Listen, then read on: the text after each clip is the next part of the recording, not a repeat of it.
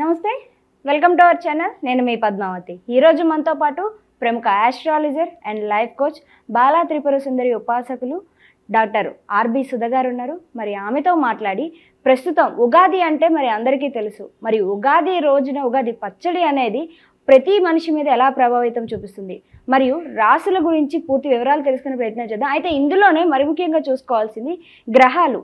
ఈ ప్లానెటరీస్ అనేవి మనుషుల మీద ఎటువంటి ప్రభావితం చూపిస్తాయి. అది కన్నా ఒక రోజు ముందే మనకి షష్టగ్రహ కూటమి వస్తుంది. సో ఇది అందరికీ తెలుసు.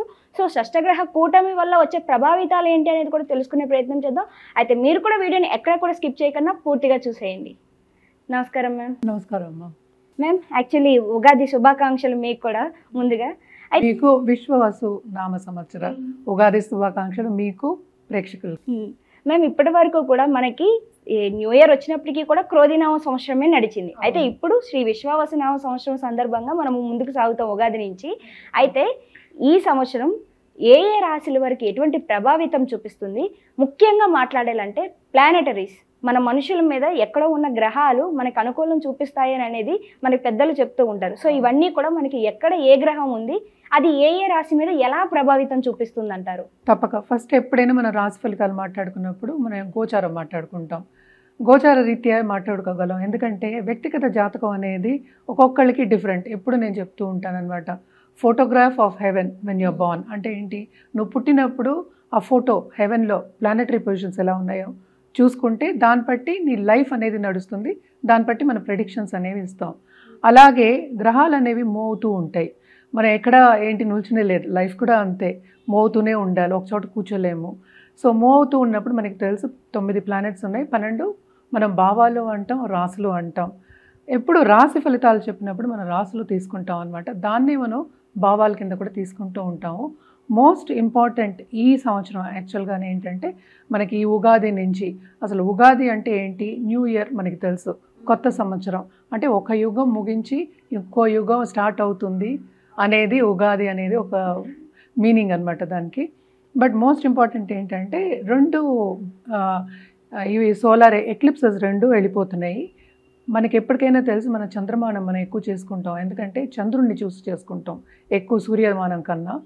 సో ఎప్పటికైనా అమావాస్య తర్వాత మనకి ఒక మంత్ అనేది స్టార్ట్ అవుతుంది, ఒక నెల అనేది స్టార్ట్ అవుతూ ఉంటుంది. మనకి తెలిసిన ఒక విషయం, అది పాడ్యమి రోజు, శుద్ధ పాడ్యమి రోజు మనకి స్టార్ట్ అవుతూ ఉంటుంది.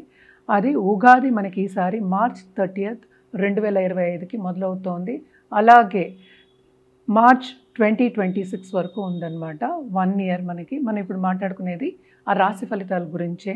బట్ మోస్ట్ ఇంపార్టెంట్, రాశి ఫలితాలు ఎలా మాట్లాడుకోవాలి అంటే ఫస్ట్ మనం గ్రహాలు ఎక్కడ ఉన్నాయనేది చూసుకోవాలి.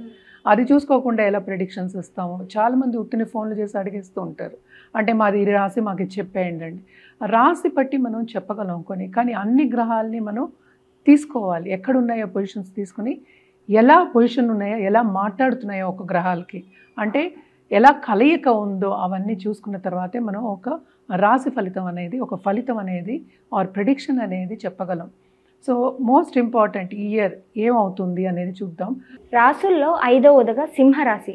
మరి ఈ సింహరాశి వారికి ఉగాది నుంచి ఉగాది వరకు చూసుకుంటే కనుక ఎటువంటి ఫలితాలు కనిపిస్తున్నాయి, దాంతోపాటుగా వీరు ఈ సంవత్సరం అంతా కూడా ఎటువంటి పరిహారాలు చేసుకోవాలంటారు? తప్పక ఏంటంటే మోస్ట్ ఇంపార్టెంట్ సింహరాశి వాళ్ళకి మనం చూడాలి అంటే కనుక అష్టమ శని అనేది మొదలవుతుంది కరెక్ట్గా ఉగాదికి, అంటే మార్చ్ 29 అంటే ఉగాది రోజు నుంచి మొదలు యాక్చువల్గాను. అలాగే రాహు కూడా ఏంటంటే మేలో మూవ్ అవుతున్నారు, అంటే ఏంటి మనకి కుంభానికి 7th హౌస్కి మూవ్ అవుతున్నారు. సో తప్పక కొన్ని జాగ్రత్తలు తీసుకోవాల్సిందే. మిశ్రమ ఫలితాలు ఘోషిస్తున్నాయని చెప్పుకోవాలి సింహరాశి వాళ్ళకి. కేతు ఏమో కూడానే ఉంటారు. సో తప్పక ఏంటంటే మెంటల్ హెల్త్ మీద ధ్యాస పెట్టడం చాలా చాలా మంచిది. అంటే డిస్టర్బెన్సెస్ వస్తాయి కనుకే కదా కొంతవరకు, అంటే యాంగ్జైటీ, ఒత్తిడికి చాలా ఊరి అవుతారు అనేది కనిపిస్తోంది. హెల్త్ రీత్యా కూడా కొన్ని ప్రాబ్లమ్స్ వచ్చే ఛాన్సెస్ ఉన్నాయి. కానీ వీళ్ళకి ప్లస్ పాయింట్ ఏంటంటే జూపిటర్ సంచారం, గురు సంచారం బ్రహ్మాండంగా ఉంది. సో కెరియర్ డెవలప్మెంట్ చాలా బాగుంటుంది. అలాగే ఏంటంటే ప్రమోషన్స్ వచ్చే సూచనలు, అంటే బాధ్యతలు అనేవి పెరుగుతాయి. అంటే అష్టమ శని ఏంటంటే బాగా పని చేయిస్తాడు, పరిగెత్తి పని చేయిస్తాడు. సో తప్పక బాధ్యతలు ఎక్కువ అవుతాయి. కానీ అన్నిటికీ ఏంటంటే కొంతవరకు ఒత్తిడికి లోన్ అవుతారు వీళ్ళు, కొంచెం జాగ్రత్తగా ఉండాలి అనేది చెప్పబడుతోంది. కెరియర్ అంటే పైకి వెళ్తున్న కొద్దీ బాధ్యతలు ఎక్కువ అవుతున్న కొద్దీ ఎక్కువ ఒత్తిడే ఉంటుంది. అది అందరికీ తెలిసిన ఒక విషయమే. సో అలాగే ఫైనాన్షియల్ స్టేటస్ మనం చూసాము అంటే కూడాను కొంతవరకు స్టెబిలిటీ అనేది second half of this year ఉంటుందనే చెప్పుకోవాలన్నమాట. అలాగే ఏంటంటే కేతు వచ్చేప్పటికి వీళ్ళకి స్పిరిచువల్ పర్స్యూట్స్, అలాగే కొత్త సబ్జెక్టులు, గుప్త సబ్జెక్టుల మీద ఇంట్రెస్ట్ చూపించి చదువుకోవడం అనేది జరుగుతుందన్నమాట. పై చదువులకు వెళ్ళే వాళ్ళు కానీ, అలాగే గవర్నమెంట్తో పని చేయించుకోవాలి అనే వాళ్ళకి కానీ తప్పక second half of this year బ్రహ్మాండంగా ఉంటుంది. ఎందుకంటే గురు సంచారం మనకి 11th అవుతోంది, మనకి 10th అవుతోంది. సో తప్పక కెరీర్ డెవలప్మెంట్ బాగుంది. చేసే పని వేరే పని అంటే వాళ్ళకి ఇష్టమైన పని వచ్చే ఛాన్సెస్ ఎక్కువ కనిపిస్తున్నాయి. దాంట్లో ఆపర్చునిటీస్ వచ్చే ఛాన్సెస్ ఎక్కువ కనిపిస్తున్నాయి. అంటే విస్తరిస్తుంది, వాళ్ళ కెరియర్ అనేది విస్తరిస్తుంది, వికసిస్తుంది అంటూ ఉంటాం కదా, అలా బాగుంటుంది. లాభాలు పొందే ఛాన్సెస్ కూడా second half of this year బాగున్నాయి. అదంతా బాగుంటుంది. అంటే డబ్బు పరంగా ఫైనాన్షియల్ స్టేటస్, స్టెబిలిటీ ఇవన్నీ బాగున్నాయి. అలాగే ఖర్చులు ఎలాగో అధికమే ఉంటాయి.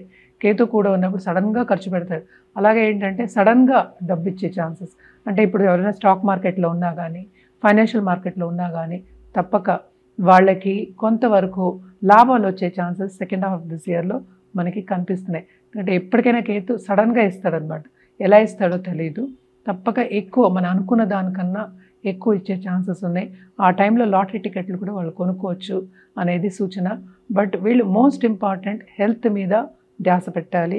అలాగే కుటుంబ పరంగా ఎస్పెషలీ దాంపత్య జీవితంలో లైఫ్ పార్ట్నర్ దగ్గర కొన్ని ఇష్యూస్ వచ్చే ఛాన్సెస్ ఉన్నాయి. జాగ్రత్తగా మసులుకోవాలి. ఎక్కువ ఈగో క్లాషెస్ వద్దు, కోపతాపాలకు ఎక్కువ వెళ్ళదు.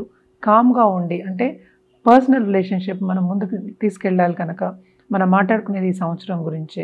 సో పర్సనల్ రిలేషన్షిప్ ముందుకు తీసుకెళ్ళాలి అంటే తప్పక కొంత శాంతంగా ఉండడం అనేది సూచన అనమాట వీళ్ళకి.